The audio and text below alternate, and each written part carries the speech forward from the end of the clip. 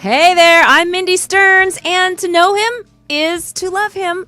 CEO, well, most of us do. I do. Father, brother, businessman, outlier, overcomer, underdog. I'm talking about my husband, Glenn Stearns, and this is Grit Happens. All right. Woo! Here we are. People, if you only knew the truth, she's going to beat me half the time. Are you kidding me? You wish. Maybe in your dreams I was wearing leather, and you never know. Hey, all right, no, stop. I'm already excited. I'm excited about our guests that's coming up. Well, as if anyone who's listening doesn't know this, I'm sure we have a few that Discovery. We know of Discovery, which is one of the most recognizable brands in the television world. And Glenn happened to make an appearance on an incredible show recently in the last year called Undercover Billionaire, and did very well, and it has resonated with a lot of people. But there is a person that had to say yes to this incredible endeavor. And today we're going to talk about the yes woman powerhouse behind not just Undercover Billionaire, but so many things, so many beloved shows, Discovery, TLC, and CBS, and has really is kind of the personification of grit happens. This woman has come from incredible beginnings. I'm just going to give a little intro and let her kind of tell you a little bit about her life, that she's developed some of the most iconic reality shows of our times and been part of that, Survivor and Big Brother, The Amazing Race, and so many shows, Cake Boss, Sister Wives, Little Couple. I mean, Naked and Afraid, my favorite. Afraid, your favorite show, and Dr. Pimple Popper, your favorite. That is my favorite, I have to say. American Chopper Live. I mean, the list goes on and on and on. And I'd like to welcome to the studio the Chief Brand Officer of Discovery Network. Please welcome Nancy Daniels. Hey, Nancy, how are you? Hello. Hi, Nancy. We have a big studio audience for you.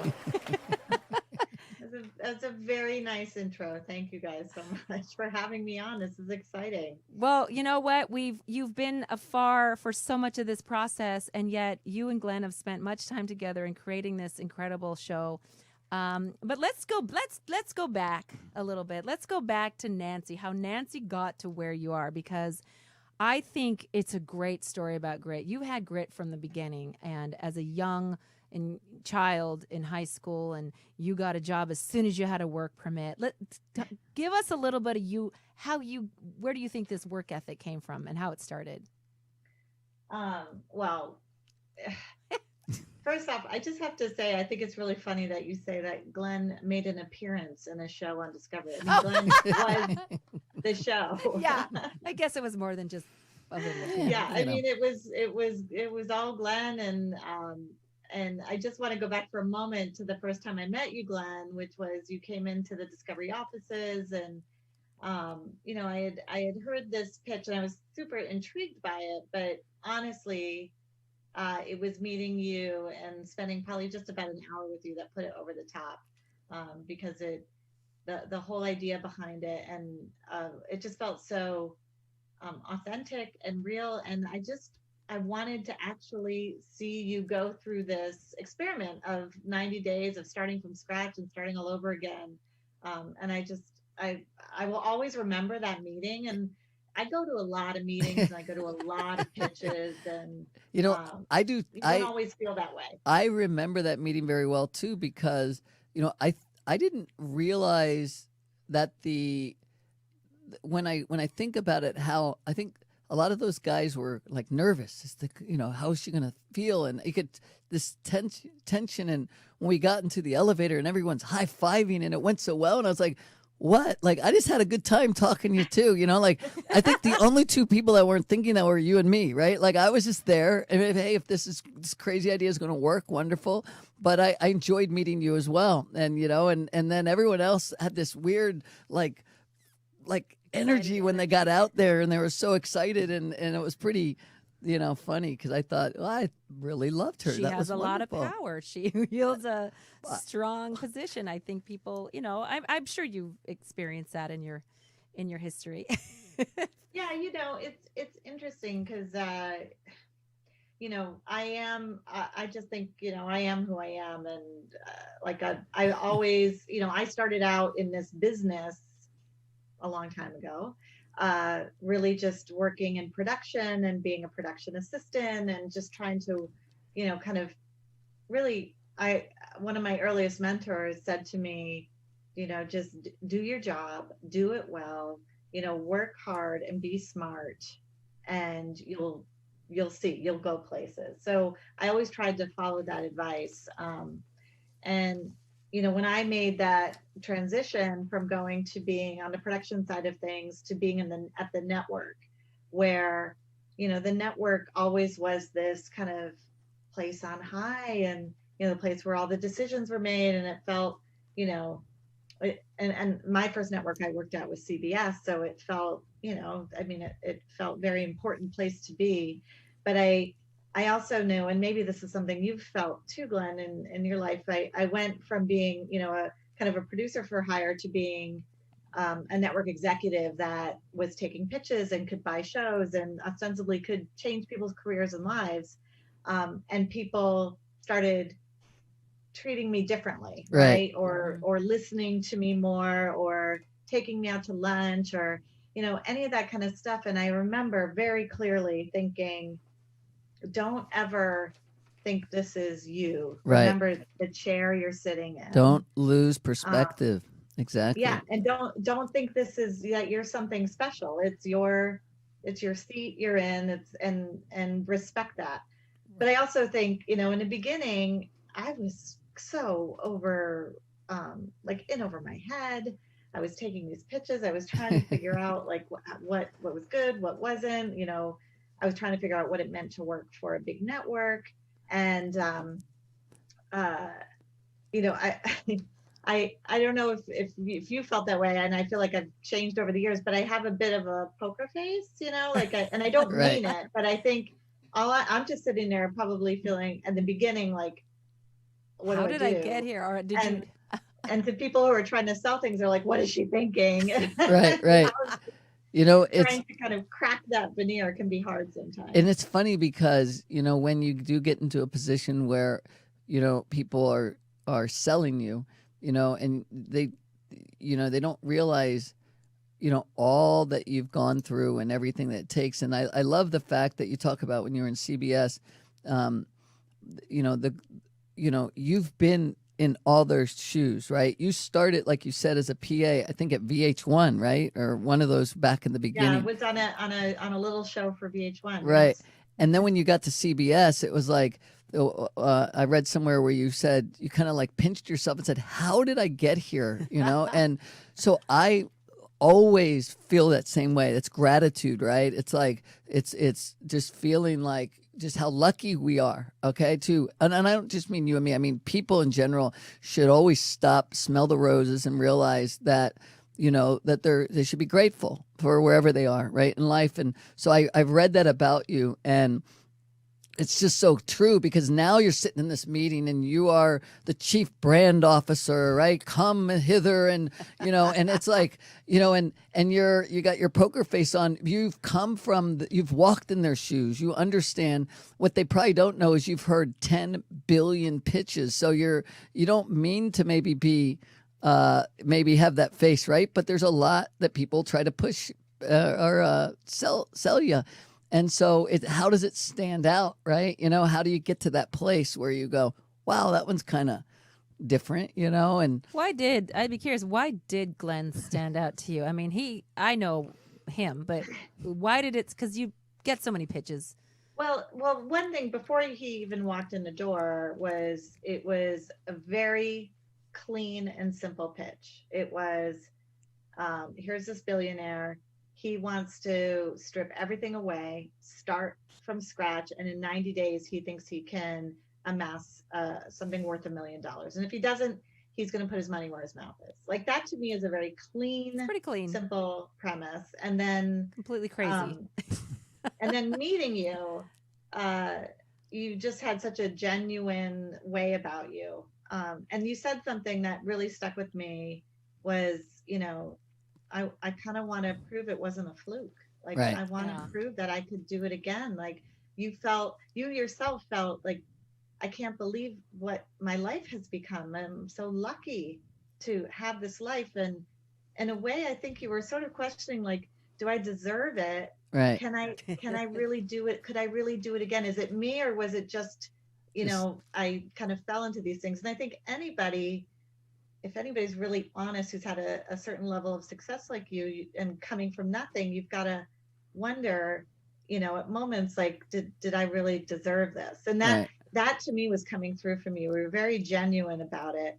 And You, you also, you're a billionaire. You were a powerful guy. You've had tremendous success. You walked in, you didn't have to come in and pitch your show to me. Like, you didn't have to do any of that.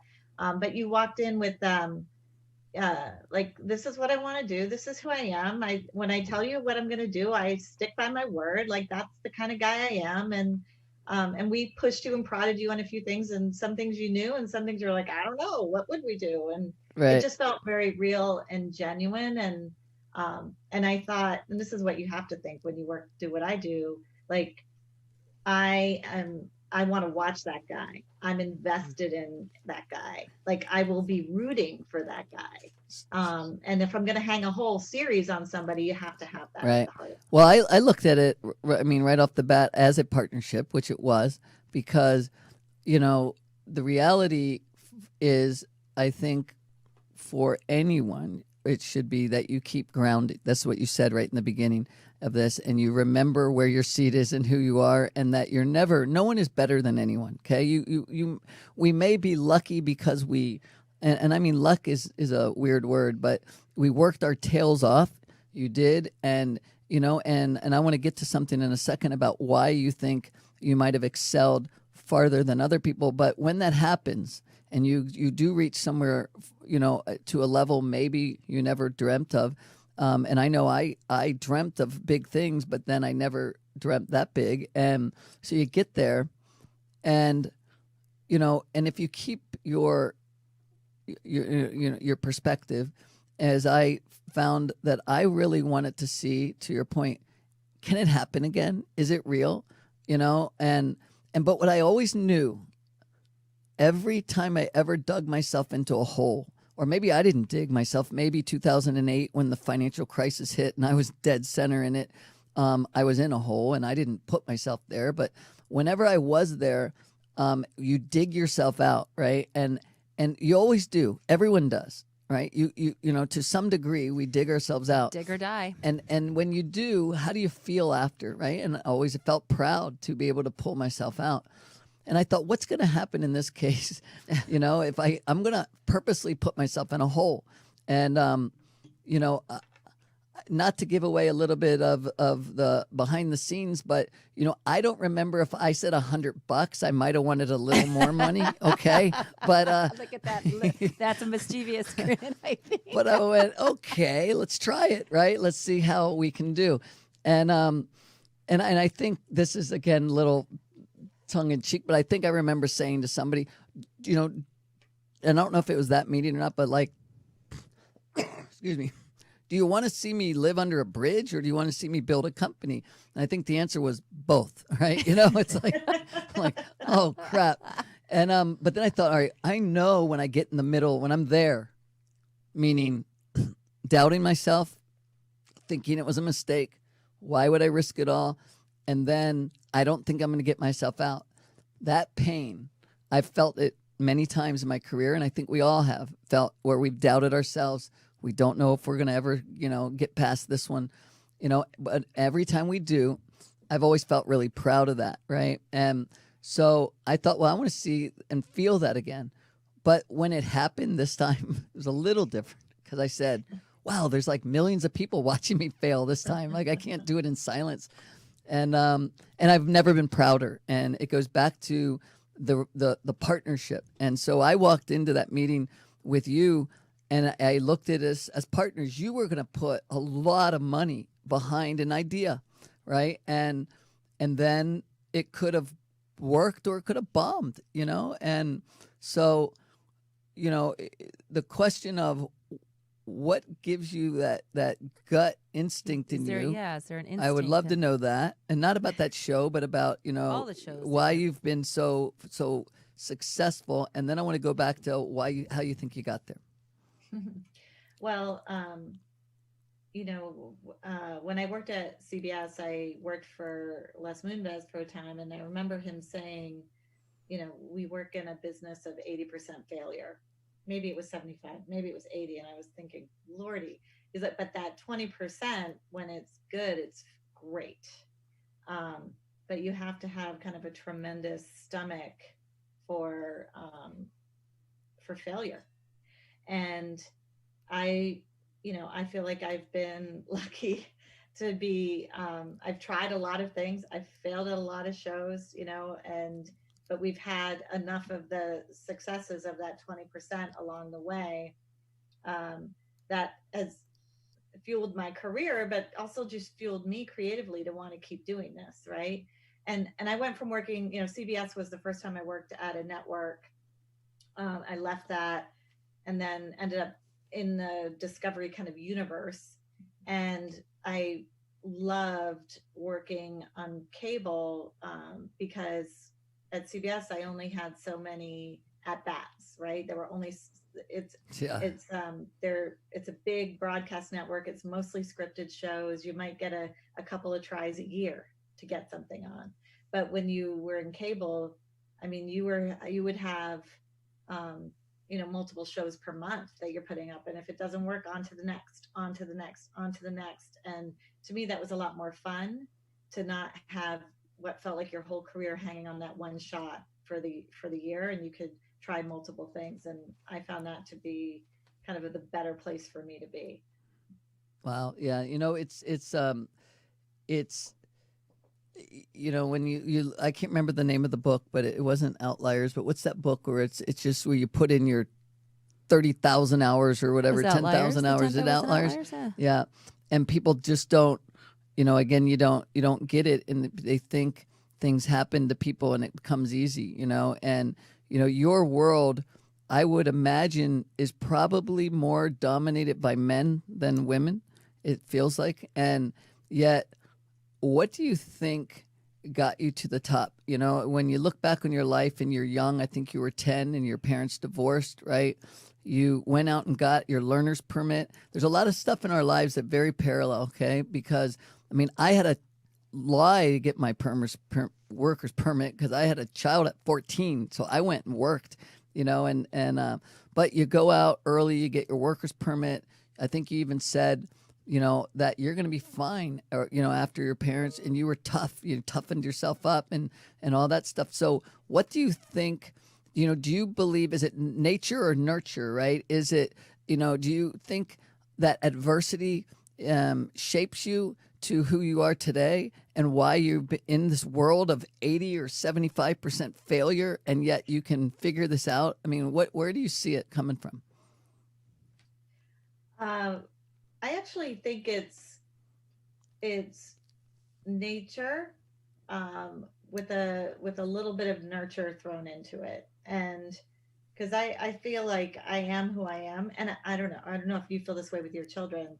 I have two boys, and they are who they are. They are who they are from like the first 3 months of getting to know them, and it stayed remarkably consistent. So I think there's something in that. I always just wanted to be successful. I just wanted to work hard. I wanted to have fun, but I also wanted to be successful. And, whether that was getting jobs or going to college or, working in this industry, I think I was driven by that. And yeah, I think there's definitely been adversity for me. And I think I noticed it a lot more being a mom now with my kids a little bit older than I was when my parents got divorced. And I realized how much I had to fend for myself, from the age of 10 on. Mm-hmm. But I look back at it and I think, wow, that's not how I would have wanted, like I don't want my kids have to fend for Right. themselves like that. But I also feel like it totally shaped me. Like I'm a doer, and I want to just go out and get stuff done. I figure out solutions. I just kind of go into things and figure it out. And that's always been who I am. We work with a group called Horatio Alger, and there's about 40,000 students a year that apply for these scholarships, and they are all children of adversity, lots of adversity. And what we've always said to these kids is, you have a story, a wonderful, terrible story, meaning something to draw on now and inspire others that you are not going to be the victim. You're the victor, right? You're going to get past and think that this stuff did not kill you. It made you who you are today.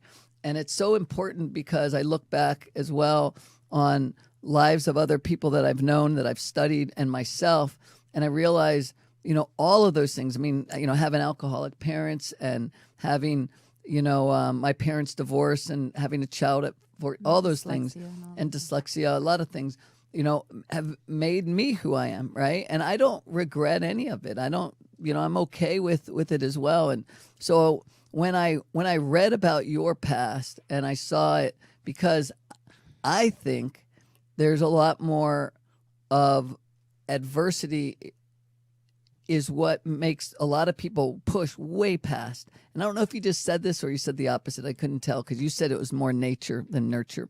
And well, I do think it's nature. I mean, I feel like, I don't know.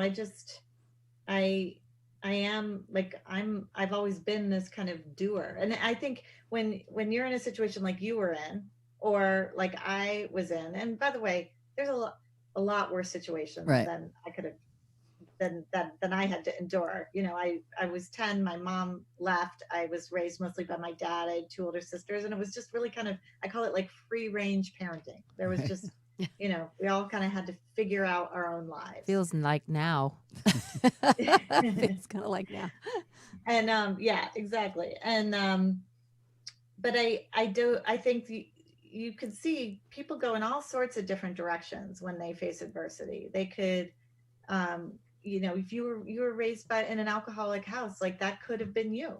Mm-hmm. You could have gone, instead of wanting to fight your way out of it, you could have been sucked into it even deeper, and that would have been totally normal, right, and understandable. And so there was something about you that you didn't want that for yourself, and there was something about me that I just knew I wanted more in my life. I mean, I was really into I loved reading and stories and television. Oh my God, I watched so much television, and now I know it was the right thing to do. But I knew that there was a world I wanted to. Come on, let's admit that. Into. What? I said, and you liked AC/DC, your first concert. Well, yeah, I don't know that I was a huge AC/DC fan, but that was, was your there first was a group concert of kids going, and I got to go to AC/DC. That's a heck of a first concert. My goodness. It was in Providence, Rhode Island, right? Oh, in the 80s. That was something else. So, okay, on the note of you love to, what are you binge watching right now? Because everybody's binge watching, and I'd love to hear I'm binge watching? your suggestion. Have you guys seen Schitt's Creek? Oh yes, my God, we love it. So good. It's so I'm a little late to the party, but enough people were talking about it, and now I'm in the middle of season 3 and watching a few episodes every night. I love it. Wait, what's she say Moira. to her? Alexa. Yeah. David. I love Moira. I love Catherine O'Hara. She's amazing in that. That's a good one. I also just finished Killing Eve, the first season. Oh, I've heard that's good too. Yeah. So what then, how are you working in the current landscape that we're in right now? I mean, I'm sure you're still taking meetings and having ideas and creating content on paper. What's coming down the line for you and for Discovery? Well, how we're doing it is you're looking at it. This is it. This is my my home office, and thank God that the technology is where it is. I know, my goodness. And love it or hate it, being on Zoom calls all day, I'm so thankful for it because it's made us really not skip a beat. Yeah.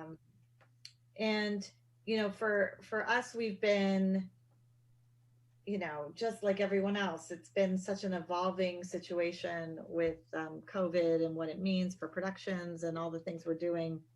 And, we've been doing everything from what are the things we can do now, kind of quick turn kind of things to get things on the air that are addressing what's going on in the world, that we don't look like we're not paying attention. Yeah. We're also looking at shows that once the world starts opening up, and it is a little bit in some states and some places, to be able to film like with small crews, like we did, like you did, Glenn. You shot with really like a small footprint. That felt huge that- to me. 16 people Felt- breathing down my neck every 5 seconds. But we're looking at where we can film like that and then have stuff ready later in the year. But it has been like an all hands on deck, figuring out every day, every moment, how to solve the next issue that's coming down the pike. And in some ways, when we all come out of this, I know that my team, like, it's like going through battle together. Yeah. We're going to be even stronger for it.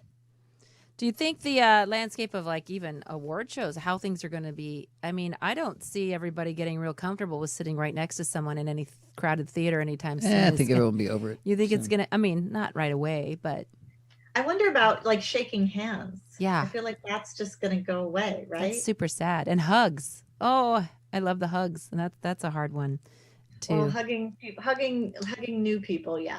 Yeah. Hopefully you can hug The people that don't like to be touched are really happy about that. That's right. Those that like to invade the space are not.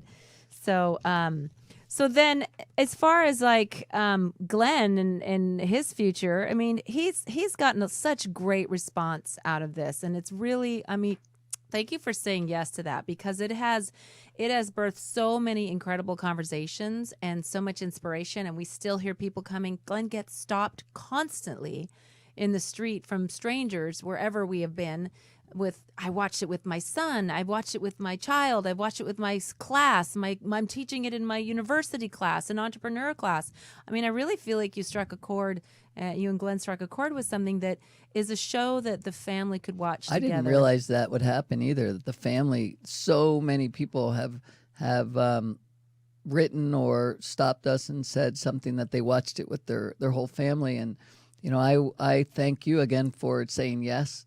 That was been a big part of what we've been talking about lately, is that people need to say yes more often. In your case, you probably have to say no more often, but there's too many shows. But I mean, when you believe in something and you do something and it works out better than you ever thought, because I really wanted to see if I could do it. I wanted to see if my kids would see their dad back in action, because I'd kind of had a little health scare before. And so being able to do that, but I never really realized how many people would, get inspired by it. And so it was a wonderful experience, and I think somewhat unintentionally, we touched on a real chord of the, what is happening in this country right now. And you went to Erie, Pennsylvania, somewhat of a Rust Belt town, but very proud town, right. Proud of their town and struggling with lack of opportunity, or what is the future there, which that's what you really tapped into with the people who were there, who don't want to leave their home and their city to go find opportunity elsewhere. And I feel like somewhat unintentionally we told a real story of America through your eyes of seeing it happen. And I also think that is a lot of why the show really connected with people. And what I was proud of is I never once asked, I mean, this is off a camera or on camera, whether they were blue or red, whether they believe, it was not about politics at all. I had friends that I know are to one side very far and friends way on the other side. And they both were sticking up for me at certain times for things, and I didn't care. I'd laugh. I mean, people would say the craziest things, and it, and Mindy was always beyond the blogs and reading, and I never cared really. I mean, you're going to get that when you stick your neck out there. So I only found it humorous when people would say, interesting things. But when they said nice and kind things, I really it resonated. But I love that people on both sides realized, because it wasn't some rich guy, out to prove, it wasn't like that. It was that, anybody could do this, meaning, and really what I got out of the struggle of an everyday person who's just living hand to mouth was it is real. And people, we need to be more compassionate. We need to think about more ways to help those people, and so there's a lot that I think made it, which I'm really proud of, a show that didn't go, one way or another politically, because that's what's been dividing us, a lot of that kind of stuff. And I think it's unfortunate, There's a lot of reasons to come together. And I think Discovery does that, and what you've chosen with some of the iconic shows of the, and you've got such great gritty characters in Discovery. It seems like you're really good at finding characters with a lot of grit and heart and soul, and really speak to the heartbeat of America. Sorry to cut you up, but I was just thinking of one of your shows, and speaking of political, because you fought real hard for Sarah Palin's show. And it turned out to be a very highly rated show. Was it highly rated with one demographic or another, or was it people on both sides wanted to watch this person and the craziness? Across the board. So, going back to that, I was at TLC, and we had just come off the election. Obviously McCain didn't win. But she had become probably the most talked about, polarizing person in the country. And then Mark Burnett, put out this press release that he was going around and going to pitch a show with her. Now, I knew Mark pretty well from my days at CBS, where we were doing Survivor, and we did a show called Rockstar, and I did a bunch of stuff with Mark. So I called him up. I'm like, you need to bring in this show. And it was not that easy, and it was a long process to get it there. But I just thought, this is great TV. Like, right. I want to know more about her. Not that I was in any sort of political way affiliated with Sarah. I just thought, this is somebody that is absolutely fascinating. Right. Yeah. And I want to know more. And it's a moment in history when people really want to know more about this person. Right. You're good at finding characters. I wasn't really prepared for the internal blowback, like within the company, of people who were just so appalled, right, that we would want to even do that show. And I was like, what are you talking about? This is television, right? We're not television. Fascinating, right? And we're not doing a political ad. We're not doing anything here. We're actually kind of just showing. Actually, what we were doing was showing off Alaska, her home, from her point of view. And I just knew people would be interested. And it was, I will say, from the highest on high at Discovery, 100% behind doing a show at all times. But it was just kind of a little bit more of the people internally who were, I think, just worried about giving her a platform. And that didn't worry me at all. And then, the show goes on, it gets record ratings, and it was awesome. I love that really you had conviction. We actually went after it. You had conviction. I love for it too. You I believe think that's in the human condition. And that's exactly characters, about your rich characters, right? And yours that made you, have you sitting where you are today. It really is. And that's the thing that leaders have to do a lot of times, is they have to reach out, take chances, and go with their conviction. But listen, it's not always the most popular, but sometimes it works out. But sometimes you have to ignore the noise. Exactly. Like to your point, Glenn, of I give you a lot of credit for not going on and reading all the blogs and all the feedback, because that's really tempting to do. But it's also not necessarily helpful. But I mean, I would do it for fun if Mindy would say something. I found a lot of good stuff. It was fun to read the positive to his daughter, because that was nice that when they would do it. But you would read me some of the negatives and be so upset, and I'd just be laughing. I don't care at all. Wouldn't you want to go on and respond and stick up for us? Yes, I did. I wanted to respond. I was like, I can't even get involved. I can't answer to the noise as you speak. Oh my God. So let me ask, as we are about to wrap up, I know you've got to get to other meetings, and is there a certain book you love? Do you have a book you love to read? Is there a favorite? that's in next to your bed. Like a business Yeah, book? any book that you're just like, this is a great book. It's helped guide me through my life. This is one I really, Glenn's got a few he's recommended over the years. Well, Or a podcast you listen to. I actually have a book sitting on my desk that I truly believe in it. I'll show it to you. Oh, yes. But and somebody I work with gave it to me. It's called Write It Down, Make It Happen. Oh, Right, I love yeah. It's a great mantra. And I swear by writing down your goals Mm-hmm. and I agree. writing down what you envision for yourself. I've been doing it for years. I even, like, in going through old stuff, found stuff I'd written in high school, like my varsity letter, That's or rich. save $200 in the bank, Yeah. And I try to do it, not too often, like once a year, really sit and think and write out some things I envision for myself. I fold it up, I put it away and don't think about it. But somehow just writing it down, somehow I just feel like puts yourself into action towards a goal. Nancy, that it's so funny because, Mindy, and she's probably bit her tongue now on this whole thing, but What? she has, that has been your life too.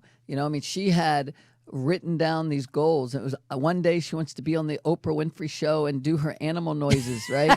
and That was boom, in high school. it and there I happens, was. right? And then she goes on to a career that she had in television herself.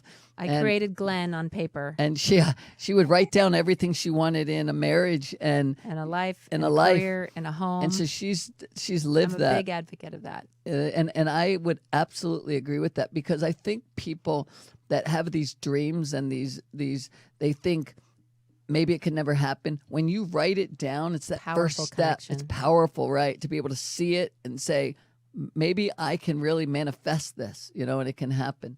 And you're. And I don't know about you, Mindy, if this, like, it's never exactly as you write it down. No, right? No, but at least it Never gives you exactly what somewhere. but somehow you'll end up there, and you'll be like, Yeah. wow, this. It's That's not, you're right. It's not exact, but what it does is when you get to that door, when that opportunity knocks, you go, oh, this door, I know about that. I wrote about that. I'm gonna Let's open open it the door and see what's on the and other jump side. in. Because you don't know what's on the other side, but at least you recognize the door because you created it in your mind, I believe. And that's always been my We mantra. did just one quick story. I had that book at a retreat I did when I was running TLC, and TLC was had a few rough years, like it was not doing well. Yeah. And we all kind of talked about this book, and we actually all came and had written maybe like a paragraph or two of an article you hoped would be written about TLC in the next, year or two. And I wrote my whole thing, and I swear it all came true. It did. It became one It of the all most came powerful true. networks. It's amazing. I totally swear by it. I swear by it. Now you're making me want to go do that now again. I know. I think that's a good thing to do in quarantine. Get out a pad and paper and start writing. I tell my kids, don't just put it in your notes. Get a pen, because there's a powerful act of that action of putting it on a piece of paper in ink. It just That's why when you does said something to that, your I was like, psyche. I'm looking at her, knowing that that's Yeah. been right It's up a big part of my life. big part of her life. So, exactly. Nancy, thank you. Are you on social media? Can we follow you? Do you have a page, Insta, Facebook? I'm kind of private on social media. Okay. Well, we can follow Discovery.com. Discovery. We can all follow Discovery and see Go what's to Discovery. And by the way, Discovery, we just started a TikTok. Oh, did What? you? Yes, which is awesome. And I highly recommend the Discovery TikTok. And you absolutely should follow Discovery on Instagram, because it's, especially now, it's really just beautiful pictures of the world. Yeah. It reminds you of the world that's out there. And I think that actually is Discovery at its best, is just like the world is awesome. You know what? And we're lucky to get to be here. I sit on the board of the National Park Foundation, and anytime I think of parks, like the only network that comes to mind is Discovery, because you guys have so shown the world, and it's so the beautiful, rich characters of the humans on the planet, but just the world. I mean, Serengeti, that was incredible. And some of the other programs that have been brought to us by Discovery, just to me, you're like the partner of the planet. I mean, it's your logo. It's just it's a beautiful thing. You might have an in, maybe you do, and maybe you can help me on this. But I really want to be on that show, Naked and Afraid. Oh, God. I don't know if you know anybody over there. Nancy, did he tell you about the first But meeting? I will Talk about absolutely going to negotiate a large fuzz place thing. Okay, that's it. I'm not doing it unless that happens. You know, we did our first married couple this year. So, Mindy, are you in as well? Well, no. Not only will you need a I'll large... marry someone else then. Okay. Make someone else. He has been wanting to do that show. Like, you have to know that is the realest, The real deal. survival show out there. Oh, I Glenn believe has it. been wanting to do this since that show started. That's the show he watches with the girls all the time. He watches Naked and Afraid. And before this came along, he was like, well, if this show doesn't work out, Maybe I I can can get do on Naked and Afraid, right? And by the way, you're gonna love the next season of Naked and Afraid XL, because what we introduced this season is the idea of banishment. So if somebody isn't like living up to, if they're just sucking the resources of the Seen a lot of those. you can say you're out of here, you're banished. Wow. And it's taking this whole other super fascinating kind of sociological. Yeah, they have to level. work for their spot. Right. That's Yeah. good. Love it. Yeah, That's how they should do at work now. No longer you're fired. You're banished. you're banished. You're banished. I can Well, see a we're all reality kinda show. banished right now, aren't we? I know how it feels. Well, you know what? We appreciate the time you set aside to join us today and reminisce and talk about everything Discovery. And thank you this again process. for believing in me. I appreciate the partnership. It worked out very well. So thank you. Well, right back at you, Glenn, and you have completely 100% lived up to everything you said in that meeting, and that's As you did. So thank you. so, and also, you know, Nancy, subscribe to our podcast. Grid Happens on Apple Podcasts. You can do that in your spare time. And those that are listening, you know, take a screenshot and then you can send it and put it on your social media. We'll feature you. And also, if you have any questions or you'd like to see other guests on the show, teamglennstearns@gmail.com. Please email us, teamglennstearns@email.com. at gmail.com. And all the sites, Grit Happens on Instagram and Facebook. GlennStearns.com. What are the other ones here? I'm reading them. Facebook. Oh, you have all your. All you that have a stuff. list. Oh, look at how Someone cute gave he us is. this to say. But Write anyway, it you down. guys He get wrote it. it down. Google it and you'll find whatever you're looking for to get on. But So It's you guys, all- congrats on the podcast. This is awesome. yeah, it's Thank been you. fun. Thanks for joining us, and we hope to see you again soon. It's an honor. Thank you. Thank you. Be well. Be well. We'll talk soon. Thanks again, Bye, Nancy. And you have Bye, been. guys. You have been listening to Grit Happens. We'll see you next right. time.